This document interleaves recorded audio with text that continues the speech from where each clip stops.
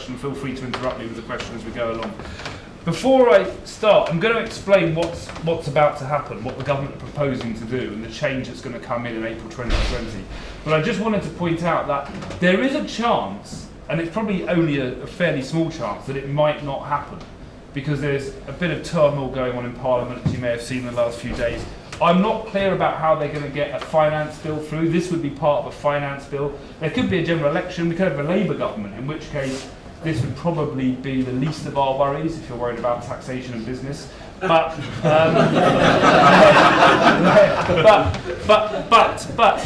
there is a possibility. I mean, also with the new, Philip Hammond and Theresa May, particularly Philip Hammond, he actually understood this issue, which some chancellors haven't always done, and he believed in this policy. The new chancellor, we're not sure quite what he believes yet.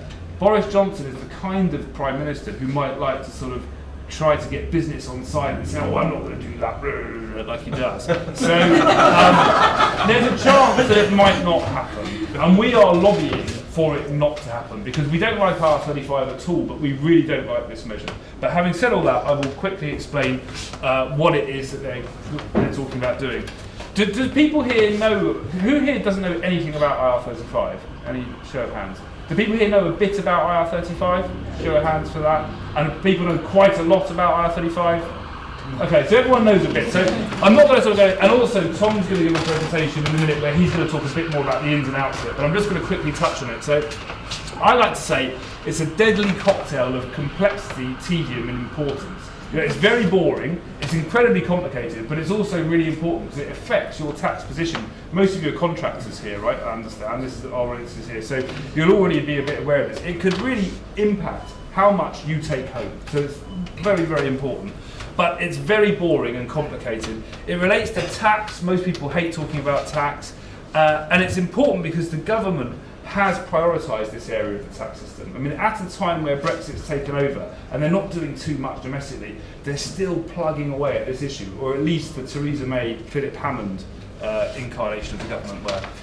Now, Tom's going to talk about this, so I'm just going to quickly touch on this. But IR35 status, it's all about making IR35 a tax rules designed to ensure that someone who would be considered to be an employee, were it not for the fact that they were operating via an intermediary, that's what was originally called the intermediaries legislation, that's the official name of it.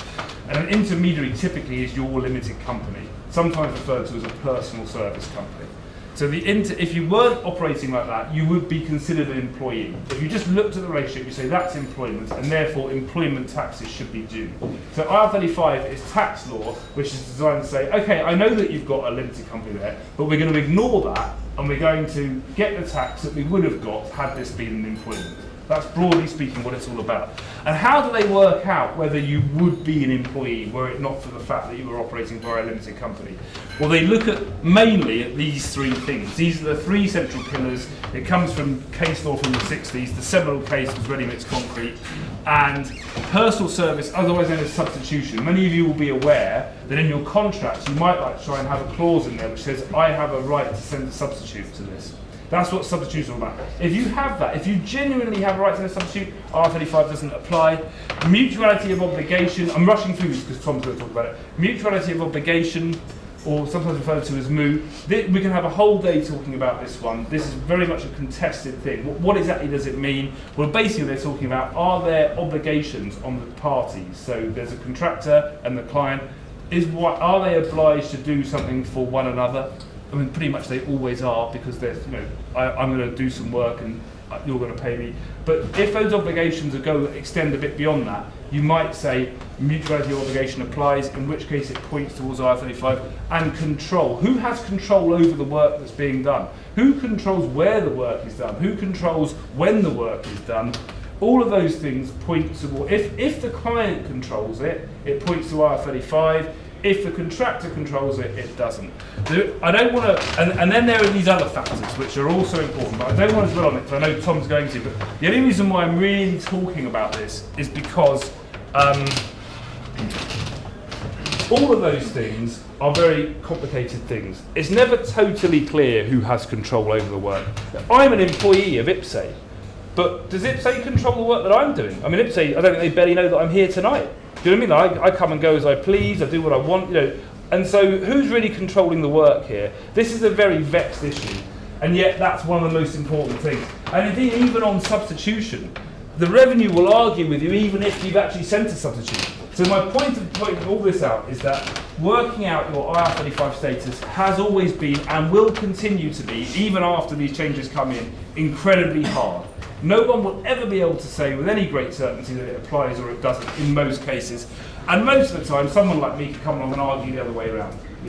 That's just the way IR35 is. And lots of people have built careers on arguing about IR35 status because you can argue about it forever. So anyway, there we are. That's the way that it is right now, and is right now in the private sector, and has been since 2000. So the government felt that the thing about it is that right now in the private sector, contractors, you guys, have the responsibility for working out all that stuff. That's on you. You've got to think, do I need to provide my services personally? Do I have control? That's a consideration for you. Your client doesn't have to worry about it. They don't care. They pay you gross, and if HMRC decide that there should have been employment, that should have been taxed like an employment, they will come after you guys for all of that, not your clients, not the agency or anyone else.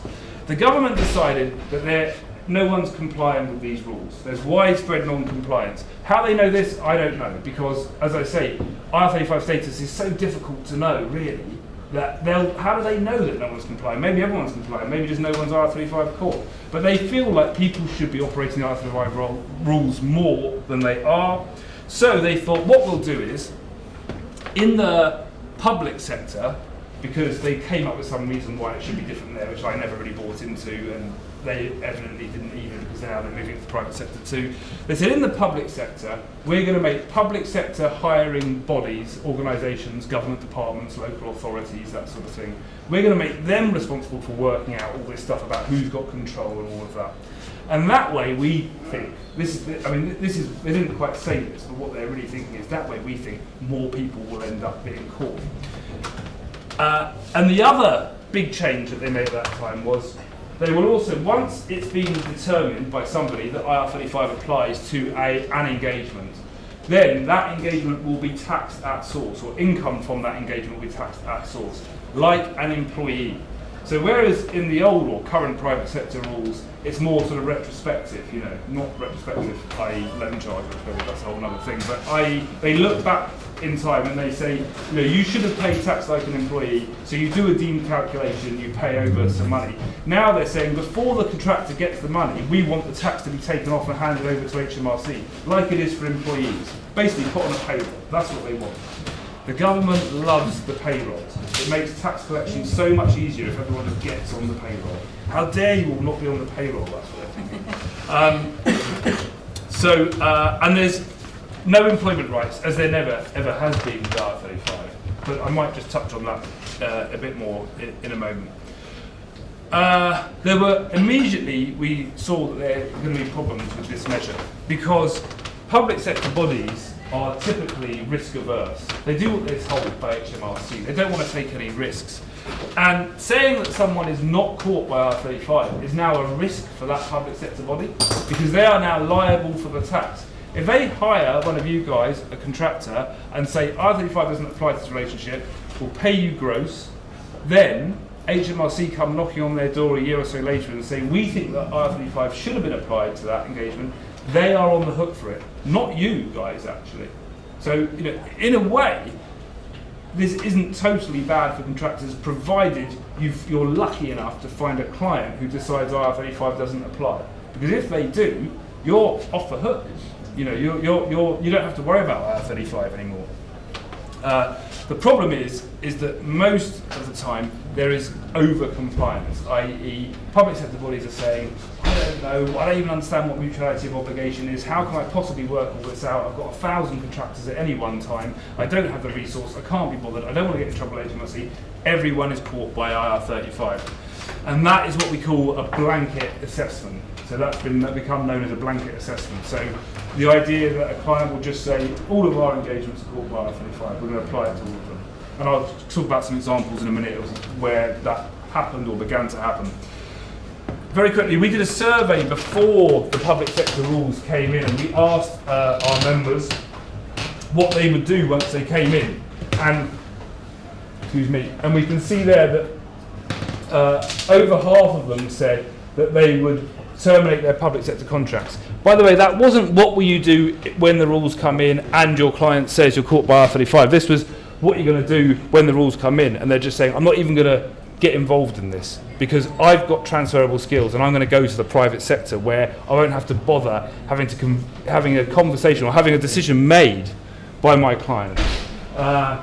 4 in 10 said that what they do is that they would increase their day rate to compensate for the additional tax that they would end up having to pay. And 2%, only 2%, said, I'll just carry on, I'll just, whatever, I'll just keep going. So the point of us, when we shared this with the government, the point we were trying to say is this is going to be disruptive, government. This is going to cause problems in the public sector. The government then introduced it, and we did then some research on that as well. But before I get on to that, about a year after it had been introduced in the public sector, but I probably am rushing a little bit, by the way, you all know, don't you, that the change that we're talking about and doing here, in 2017 it came in the public sector. Now they're saying we're going to do the same thing in 2020 for the private sector. That's what I'm getting at. The government did some research with a research group called IFF, and they talked to 117 central government bodies. They didn't talk to agencies, they didn't talk to us, they didn't talk to contractors. So it wasn't the most thorough bit of research. They said that they found no evidence of blanket decisions. They said that this is largely positive. Basically, everything's fine, it's not too bad. But even looking at their own figures, 42% of those they asked said that the legislation had affected their ability to fill vacancies. So at the very least, they were saying, people don't want to come and work for us because they're worried about this IR35 stuff. But it was a bit of a whitewash, and the government said these positive results mean that we can go ahead and think about introducing this into the private sector. We did some survey work with the CIPD, Chartered Institute of Professional Development, and so we talked to contractors and asked them how they were doing, and those guys talked to, they've got a lot of HR people who are their members, and they talked to a lot of HR functions hiring people basically inside organisations. They didn't mean it to be this way, but they ended up getting a lot of responses from NHS trusts. Something like 80%, I think over 80% of those who responded to them were from the NHS. 31% of the contractors that we spoke to said that they had been working in the public sector prior to the change, but they were not afterwards, which was good. That's what we wanted. So then we could ask them, so why? What happened? Why did you leave the public sector? And they said, and I won't go into all of this, but they said, I terminated my contract, I don't know if you can see this at the back, I terminated my contract before it was due to end because I knew the rules were about to come in. And that was 38% of them said that. The next one down, this is the last one I do here, I ensured that my contract would end prior to the changes coming into effect. So people basically saw this coming and thought, I'm not going to work in the public sector after April 2017, I'm going to move to the private sector. The CIPD's survey, the same questions but being asked to the hirers, backed up this. 75% of the hiring managers that they spoke to said that it had become harder to recruit contractors, and 71% said it had become harder to retain contractors. Impacts on hiring organisations, I mean the big one there, that 51% of them said we have lost skilled contractors as a direct result of IR35. So quite how the government came up with this idea there hadn't been any problems is a bit. It's not. We're not clear how they've managed to come to that conclusion. The hiring managers also said that their workload increased, and this is something we've been trying to explain to the government, that this is going to be a lot of administrative burden. IR35 status is really hard to work out. Even on one instance of it, you can argue about it forever. So the idea that companies can just decide the IR35 status of all their contractors without it causing them too much trouble is really very naive, to say the least. I'll quickly go over some examples. So these were examples that were reported in the media. This was TfL. TfL's initial response to these rules coming in, they did the classic risk-averse thing. They said no contractors after April 2017, or contractors, but everyone's caught by IR35. And lo and behold, people started leaving, and they had to report in their annual reports that there were severe delays to some projects. The NHS had a massive problem. So NHSI, which is NHS Improvement, is this overseeing body which looks after all of the trusts. There are about 230 individual NHS trusts in the country. They initially sent out guidance to the trust saying, these rules are coming in, everyone's caught by IR35, everyone's on the payroll basically, no more gross payments. And a group of doctors formed a group called the Locum Doctors Association, and they engaged the services of a barrister, and that barrister launched a pre-action protocol for a judicial review. And that very quickly resulted in NHSI reconsidering their guidance and reissuing new guidance which said, no, you do have to consider each individual engagement. That's what the legislation requires you to do. There's a clause in there which talks about reasonable care. You have to take reasonable care when assessing an engagement. You can't just say all staff inside all NHS trusts have IR35 applies to all of them and claim that you're taking reasonable care in those assessments. So they quickly backed down on that one. And this was one, the UK Hydrographics Office, this sort of actually slightly preempted the rules coming in, but they what they do is they're based down in Somerset, and I think what they do is they're part of the MOD, they're an offshoot of the MOD. I think they do like nautical charting and mapping and things. And they don't have a lot of staff in there, a lot of contractors. They have 32 contractors, 30 of them walked out. They walked out and said, we're not working anymore because they pushed for the R35. Everyone's caught by R35. Everyone's going to go on the payroll. Despite these problems, Philip Hammond said in 2018, in fact, it was a bit before that they started talking in the media about it. It was only 6 months or so after it had gone live in April 2017. The government, who had said all along, we have no plans to bring this into the private sector. We'd all been saying to them, this is just a blueprint, you're going to bring it into the private sector. But I actually think if you're going to do it, it makes no sense to have it different in the public and the private sector, I have to say. Of course, within a year they were saying, yeah, we're going to bring private sector organisations into line with public sector bodies, and we're going to make the responsibility for the off-payroll working rules. That's another way of talking about it. It's all the same thing. IR35, by the way, is a nickname. It stands for Inland Revenue 35. It came from the 1999 budget that I talked about when it first came out. It was the number of the press release from the Inland Revenue. So it's IR35, and it's just a nickname. It's just stuck. It was called the Intermediaries Legislation, and now they talk about off-payroll working legislation a lot. And they're going to, again, same thing. We're going to make clients responsible, not the contractors. Clients responsible because the contractors, they're not being responsible and voluntarily preparing it. There's a few new things to it. I'm getting towards the end of my slides, by the way. There's a few new things about the legislation. Probably the biggest one is that there is going to be a small company exemption. So if the end client is small, then the IR35 rules will remain with the contractor. So if you have a contract with a small company, they do not have to worry about all this stuff that I'm talking about working out mutuality and control and all of that. That remains with you, the contractor, as it always has done, or as it has done since the year 2000. Yeah. Small defined. Small is defined, so it's the company's house definition of small. So in order for a company to meet the small definition, they have to meet 2 of the following 3 criteria.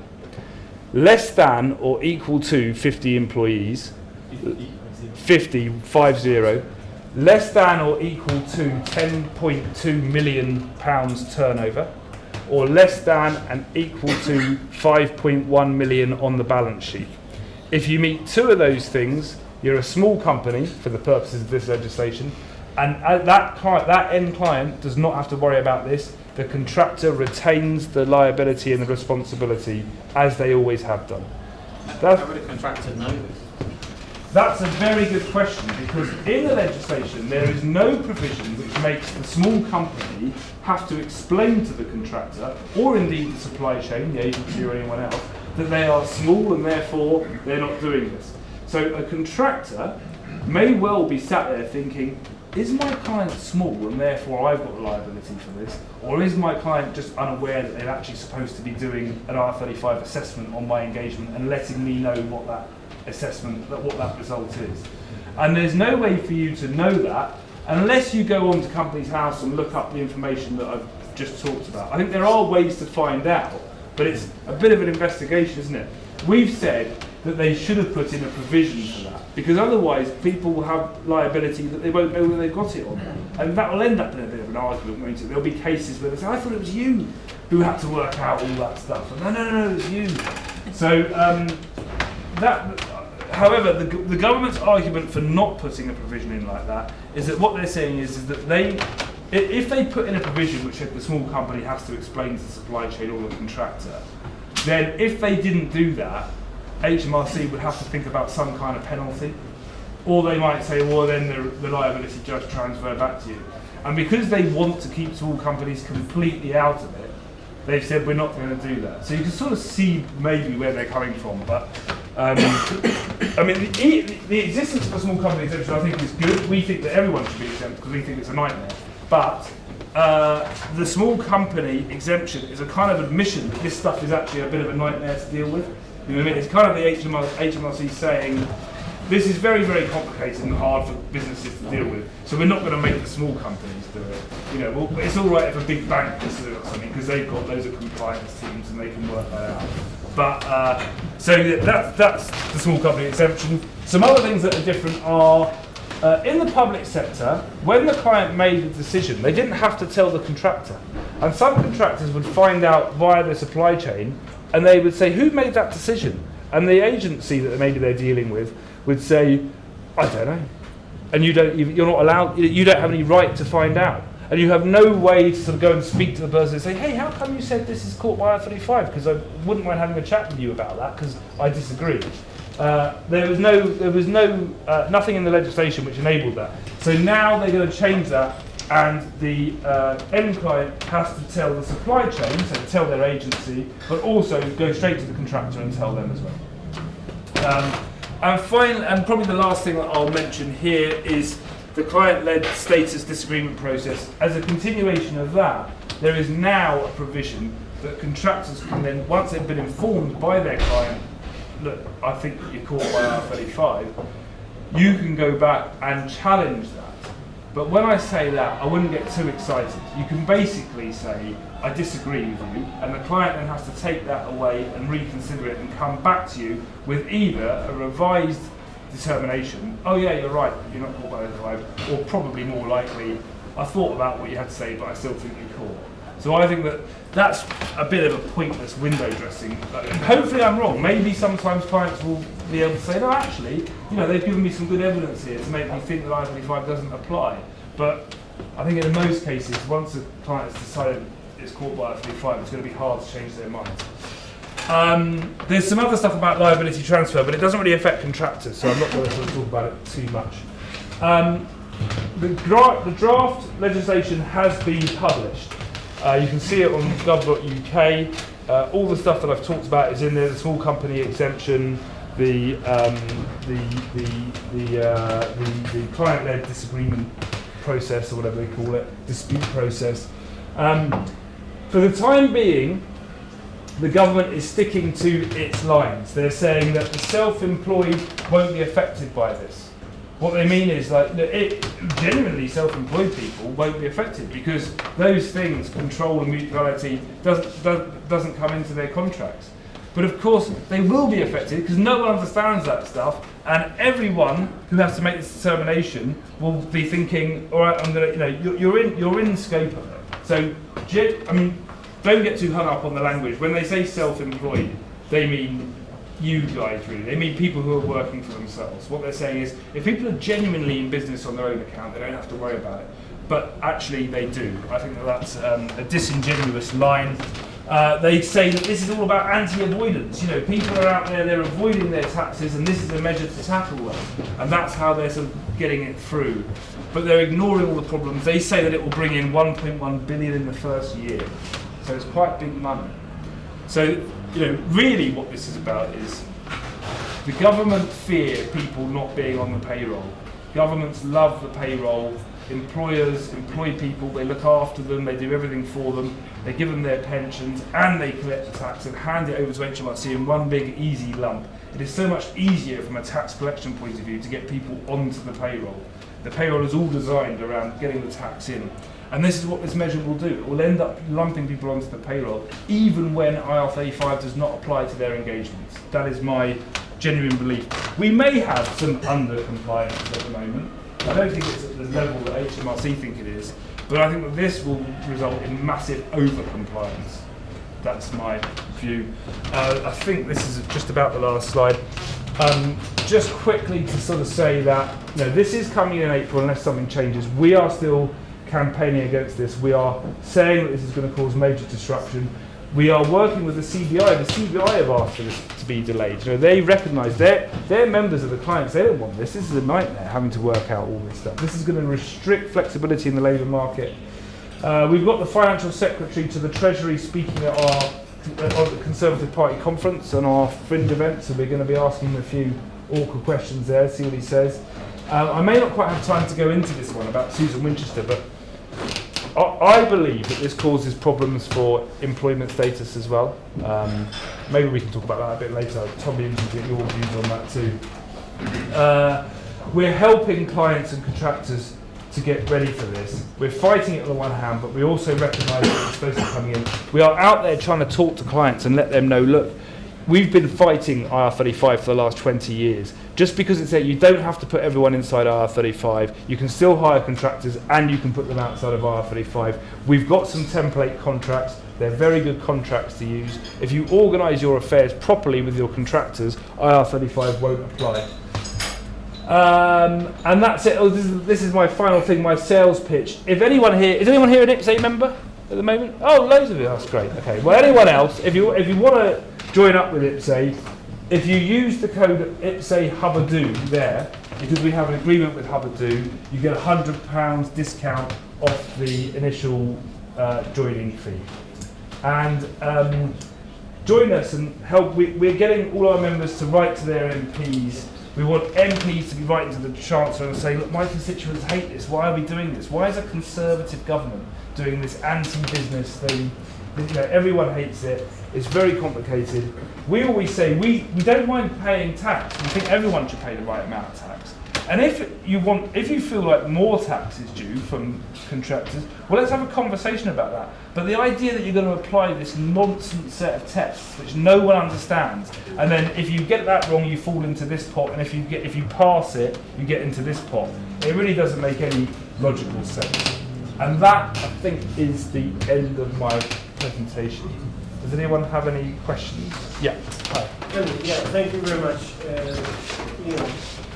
Lots of information actually for us to digest. So I'm one of the ECAA visa holders, right? It's a Turkish business person visa. Okay. Right. I'm an expat here. Yeah. Right. And I have right to live and work here with my limited company. Yeah. Right. Self-employed. Yeah. But I'm not supposed to, due to the nature of the visa, right? I'm not supposed to work permanently. First of all, I'm not. That's part of the visa. Because I'm supposed to generate work in the UK, right? I'm supposed to, I'll set up a business. Right? Oh, okay, yeah. And the expectation is that I'll generate, more employment from. Right? Yeah. So also, I'm not supposed to work under IR35. Right. Right. So when the legislation is in place, right, I don't think that I'll be surviving here. I see, and that's because I'm actually kind of quite out of my depth on issues around visas and things. But am I right in thinking that you do not have a visa to work here as an employee. Your visa means you can start a business and create. But if your business is caught by IR35, the government would say, well, you're actually acting like an employee here. You know, you're just organising it via a limited company, and therefore that's not allowable under the terms of your visa. So yes, you're right. That is very, very difficult for you because your client will now have to take the risk of the IR35 legislation applying to them if you are to continue with that. So your challenge is going to be, let me find a client where I can continue to work as a proper business, as a limited company, where they will be prepared to accept that IR35 does not apply, or work for a small client where you will have the responsibility. So if you can find, if your end client is small, you'll. But in IT world, it's very hard, right? The vast majority of our members work for big companies. So the small company exemption won't actually help most of the people that we deal with. I'm aware of that. We have loads of people working in banking, services too, not working for. Yeah, okay, yeah. Well, yeah.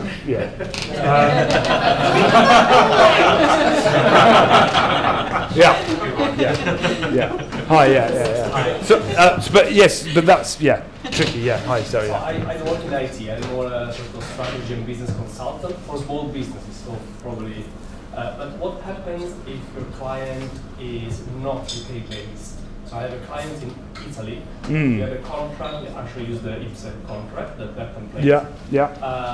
That there is a schedule that expires every 3 months. We set up a new schedule. But they have nothing in the UK. So as a limited company, I'm exporting services to Italy. So, Tom might have a view on this, but my view, this has come up quite a lot over the years, and my view on this is that technically, if you're a UK taxpayer, then you should consider the IR35 rules, and if your client is small, maybe that means you should do.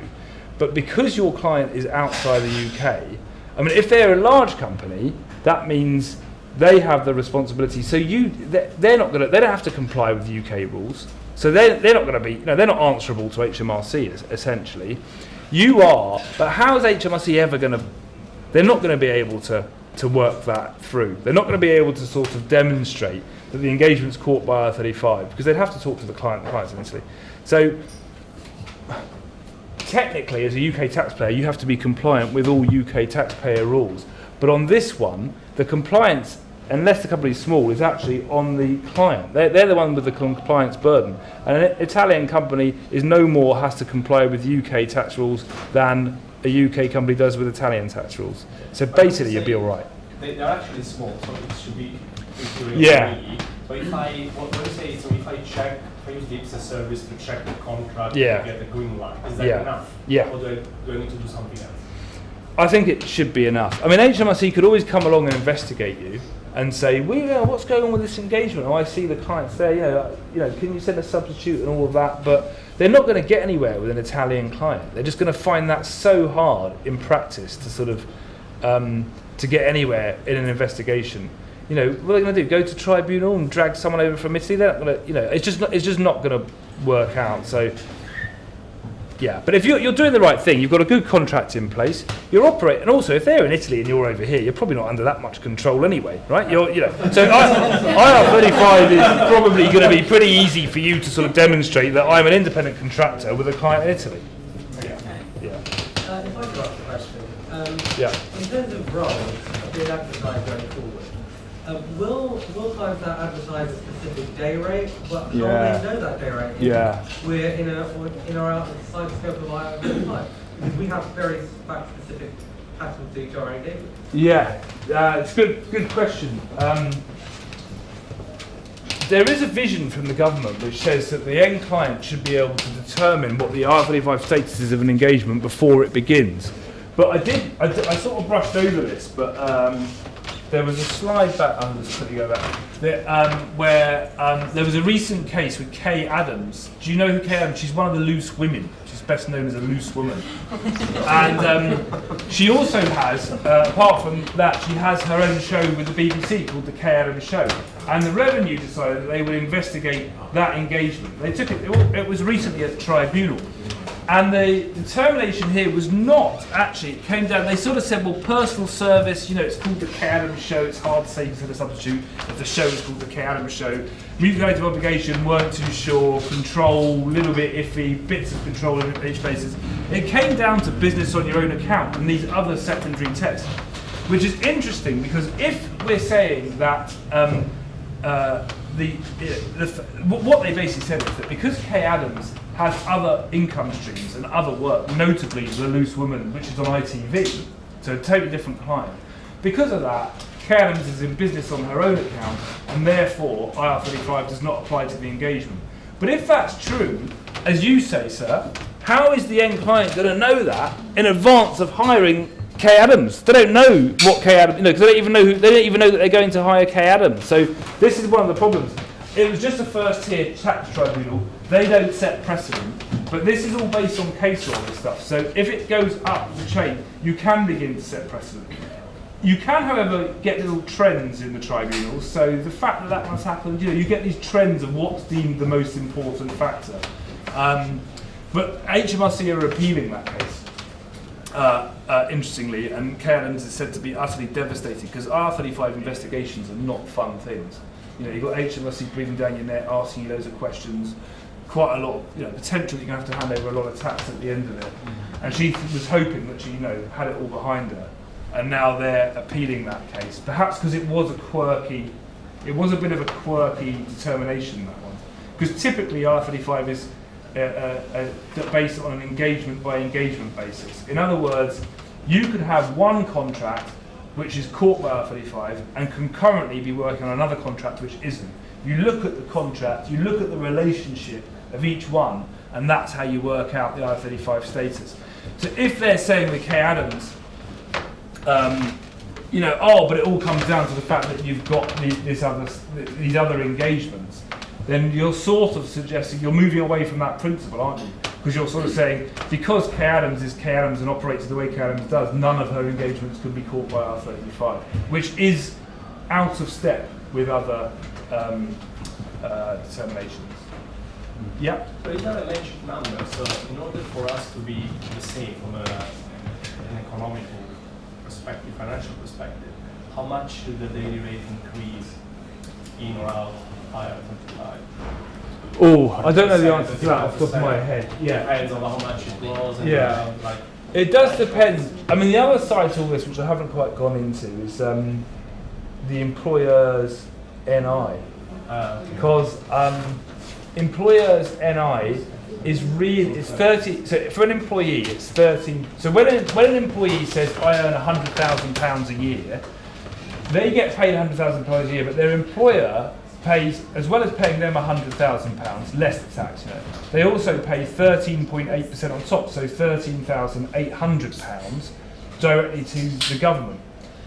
Sole traders and persons, anyone who's not an employee, you don't get that employer's NI. There's an argument over who actually pays that, but technically it isn't the individual, because otherwise the individual would be going around saying, I get paid £113,800 a year. They don't. They say, I get £100,000 a year. The total cost of that employment to their employer is £113,800. That employer's NI, that's the real chunk of change that the government is missing when people operate as contractors. So, in fact, if you look at how much tax an employee pays to how much tax a contractor pays, and indeed a sole trader, if you take the employer's NI out of it, it's not that different. The real money they're missing is that employer's NI. And in some cases, the employer's NI is not charged back down to the contractor. Someone else in the supply chain will just shoulder it. Not very often, I have to say, but I am aware that it has happened. Most of the time what they do is, you'll end up in an umbrella company, and the umbrella company will say, well, we've advertised a role at 500 quid a day, right? But we're now going to tax that off, so you're going to end up, it'll be net of PAYE, net of employees' NI, and we're going to have to pay the employer's NI, so we're going to make a further reduction so that we can pay that on your behalf. And by the way, apprenticeship levy too, because apprenticeship levy kicks in for large employers, and payroll companies are deemed to be large employers just because their payroll is big. Once your employers NI bill hits about 3 million, you tend to come into scope for apprenticeship levy, which is another 1 to 3%, and they'll take that off you too, because the umbrella companies operate on a margin of about 2%, so they can't afford to pay it. They're not going to pay the apprenticeship levy. Now, it's pretty clear to me that the government never intended for apprenticeship levy is supposed to apply only to the largest businesses, and yet here it is applying to the very, very smallest businesses in the UK, the contractors. No, it's crazy. I've lost the thread actually completely of what you asked me. So, does that answer your question? Or Yeah, I think our third speaker is going to have a few more figures around how much is paid to employees, etc., etc. So I think it's probably a good time. Should we end it? And we'll pick up any questions after. I think we'll get some